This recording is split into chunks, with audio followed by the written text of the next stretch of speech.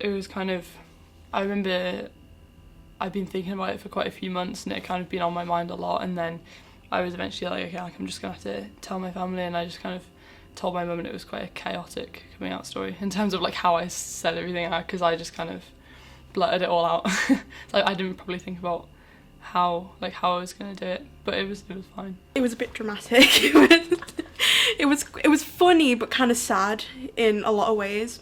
So I was in year 13, so stress trying to get in, and I suffer mental health problems anyway, and when you do, things build up, and that was just the final straw. That realisation that I wasn't normal kind of struck home a lot. I was never worried so much to tell people that I was gay and I was coming out. It was more how I was going to do it, because I hate I'm better now, but I used to hate social situations and social awkwardness. So it was like, do we do it in a group situation? Do we go one-on-one to each person? Like, how the hell do we do it? So I Googled and Googled and Googled for must have been days, weeks, months, whatever. And we kept our relationship a secret for a while. I'd met all his family and friends, but he'd never met mine. So it was a bit of like living a parallel world. And I was thinking, what do I do? Yeah, I realised on Christmas Eve, which was perfect timing. And then after I realised I couldn't not think about it. Yeah. It was quite a light bulb moment. I couldn't shake this feeling, and I just went into my headmaster's office and just burst into tears, and I just couldn't be myself that day. I just had a complete shutdown. So I called up my mum and I was like, Mum, I've got something to tell you. She was like, are you hurt? And I was like, no. She's like, so why are you crying? And I was like, Mum, I think I like boys and girls. And she was like, I know. She's like, it's fine. She's like, cool. She's like, do you want a takeaway tonight? And I was like, okay. And I think I expected this something to be really dramatic, but looking back, it was just funny, because I just kind of like got like all worked up over nothing really. I was fine, and after that, I was fine. And I remember when I came out, quite a few people thought that I was like, before I actually said like I'm trans and things, people assumed that I was like coming out as a lesbian, because they assumed that like, well, that's what you'd be coming out as. Especially because I'd like chopped off all my hair, and they'd all like made assumptions about that, which was, I was expecting them to, because nobody really knew. I knew that a lot of people didn't know what it was, because I didn't either beforehand. And I think one day I just was standing in the kitchen to my mum, and I was scrolling through my phone showing her photos, and one popped up of me and him. I was like, oh, by the way, Mum, this is such and such. And she just sort of smiled and said, oh, it's really nice. And, she obviously knew deep down. I think everybody did know, which made it a bit easier for me. But nobody really made a big deal of it. And then it went from my mum actually told my dad. Again, not because of I didn't want her to or whatever, she'd just done that. And then sort of I told friends and told everybody else, and it sort of just free flowed. So I didn't feel like I had to make a big statement, which I'm quite lucky, because it doesn't always fall that way. I think I got worked up because, yeah, I feel like when you're born, right from the minute you're born, sometimes it's like, like, God bless my mum, she did nothing wrong, but that thing where like, if a little girl like hugs a boy, like, like, oh, she's getting the men already, or if a little boy kisses a girl, like, oh, look at him, a ladies' man, and it's not toxic innately. It's just, as children grow up, there's that innate idea within them that like, if you don't always like the opposite gender, maybe you're a bit abnormal, but you're normal. And as I got older, after that day, I just realised I'm not hurting anybody. Nobody's gonna be bothered about who I kiss at the end of the day. It's normal. I had to teach people, which was like an extra layer to kind of coming out, which was the most tough part, because if people had, so I knew that like my family and friends and everyone would be really accepting, but I knew that they wouldn't understand properly what it is, purely because they hadn't been educated about what it is.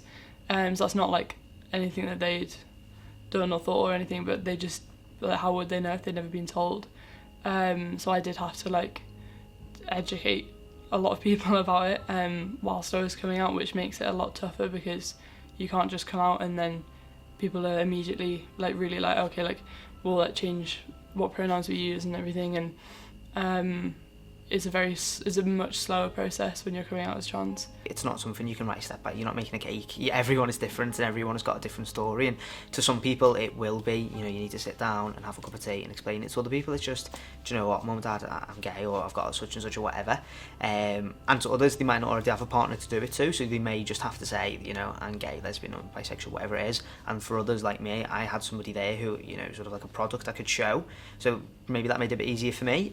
So to say, yeah, it was a bit silly, that the fact that I should have just done it and done it my way rather than worrying. And I genuinely did have sleepless nights again for the fact that just, how do I do it? So if I was to rewind, 4 or 5 years, I'd just say, just do it. Yeah. I don't think I could live in a better city. I wasn't born here. I moved here when I was little, and I like to think, oh, it was meant to be. It was always going to be that I was going to come out in such a friendly city, and I've just turned 18, June. So I'm I can go to gay bars now, and there's such a good scene. I've got the gay quarter, and at Liverpool Pride. I went to a all-girls school, which was very, very tough. They didn't really know what to do when I came out as trans. The school didn't know, and they didn't know how to what to do about it. So they reacted to that with not letting me change my name and not using the right pronouns and things like that for quite a long time, which made the whole thing a lot harder. And my family supported me with it, and YPAS did as well. They helped me try and get the school to do what they were meant to be doing, but it was very difficult, and that was a massive horrible part of coming out. Growing up in school especially, there was people who, not so much, and I look back now, they didn't hate me and they didn't not like me because I was gay or whatever. They were just miseducated, and they weren't educated on the wider agenda, because back then, even though it was only less than 10 years ago, it wasn't spoke about as much as it is now. So looking back, I think, actually, some people were quite horrible, but I speak to them now and I know them now and say, oh god, I didn't realise, blah blah blah. And then there's the issue of sort of hate crime. So again, not being somebody who is on the scene and the community every single day, and selfishly to me as well, on myself, I'd hear about things in the news and be like, oh, surely that's only words. Or I'd hear about things happening, for example, in the paper, and they'd be like, oh, they need to get over it, whatever, it's only words. But I've now had first-hand experience of something that, has happened, a hate crime to myself, and it's actually made me realise, is this city so welcoming, and is this city so supportive of people? Because I was literally walking down the street and something happened, so I couldn't have done anything differently. I was just being myself. But then what followed from that, the support from the police, businesses, everybody else, sort of actually made me realise, no, even though there's a few negatives, it always comes back to a positive. And I think growing up here, my dad's from London and I go there quite a lot, so I've got that experience from down south as well, and I think it's quite safe to say that I genuinely wouldn't want to grow up anywhere else than here, especially being a gay person. It's once you've come to terms with it yourself, you've just got to take a deep breath and think, I'm human, this is life, it's not the end of the world. And when you do feel ready to tell people that you trust. I think it's important to kind of be as open as you can be with your identity, and not let other people kind of tell you how